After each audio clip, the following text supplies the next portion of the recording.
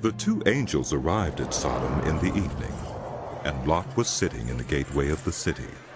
When he saw them, he got up to meet them and bowed down with his face to the ground. My lords, He said, please, turn aside to your servant's house. You can wash your feet and spend the night and then go on your way early in the morning. No, they answered. we will spend the night in the square. But he insisted so strongly that they did go with him and entered his house. He prepared a meal for them, baking bread without yeast, and they ate.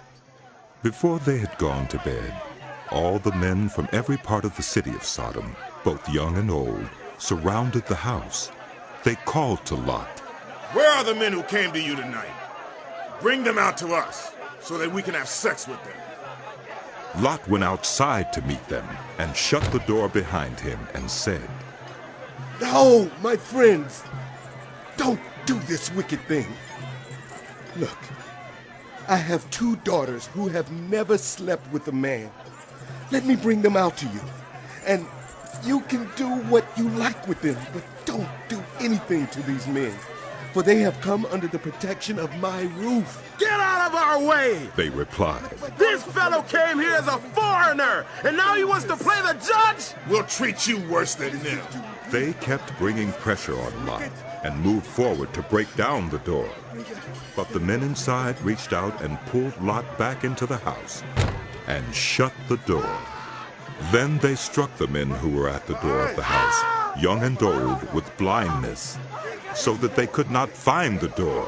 The two men said to Lot, Do you have anyone else here? Sons-in-laws, sons or daughters, or anyone else in the city who belongs to you? Get them out of here, because we are going to destroy this place. The outcry to the Lord against its people is so great that he has sent us to destroy it. So Lot went out and spoke to his sons-in-law, who were pledged to marry his daughters. He said, Hurry and get out of this place, because the Lord is about to destroy the city. But his sons-in-law thought he was joking. With the coming of dawn, the angels urged Lot, saying, Hurry, take your wife and your two daughters who are here, or you will be swept away when the city is punished. When he We hesitated, must go. the men grasped his hand and the must hands go. of his wife and of his two daughters and led them safely out of the city, for the Lord was merciful to them. As soon as they had brought them out, one of them said, Flee for your lives. Don't look back and don't stop anywhere in the plain. Flee to the mountains or you will be swept away. But Lot said to them, No, my lords, please. Your servant has found favor in your eyes, and you have shown great kindness to me in sparing my life. But I can't flee to the mountains. This disaster will overtake me and I'll die. Look, here is a town near enough to run to, and it is small. Let me flee to it. It is very small, isn't it? Then my life will be spared. He said to him, Very well.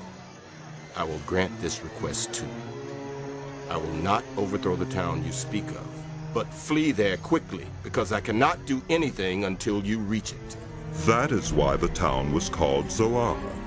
By the time Lot reached Zoar, the sun had risen over the land.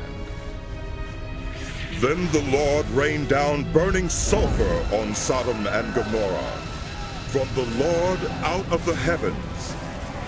Thus he overthrew those cities and the entire plain, destroying all those living in the cities, and also the vegetation in the land. But Lot's wife looked back, and she became a pillar of salt. Early the next morning, Abraham got up and returned to the place where he had stood before the Lord. He looked down toward Sodom and Gomorrah, toward all the land of the plain, and he saw dense smoke rising from the land, like smoke from a furnace. So when God destroyed the cities of the plain, he remembered Abraham, and he brought Lot out of the catastrophe that overthrew the cities where Lot had lived. Lot and his two daughters left Zoar and settled in the mountains, for he was afraid to stay in Zoar. He and his two daughters lived in a cave. One day the older daughter said to the younger, Our father is old, and there's no man around here to give us children, as is the custom all over the earth. Let's get our father to drink wine and then sleep with him, and preserve our family line through our father. That night they got their father to drink wine, and the older daughter went in and slept with him. He was not aware of it when she lay down or when she got up. The next day the older daughter said to the younger, Last night, I slept with my father. Let's get him to drink wine again tonight, and you go in and sleep with him so we can preserve our family line through our father. So they got their father to drink wine that night also, and the younger daughter went in and slept with him. Again he was not aware of it when she lay down or when she got up. So both of Lot's daughters became pregnant by their father. The older daughter had a son, and she named him Moab. He is the father of the Moabites of today. The younger daughter also had a son, and she named him Ben-Ami. He is the father of the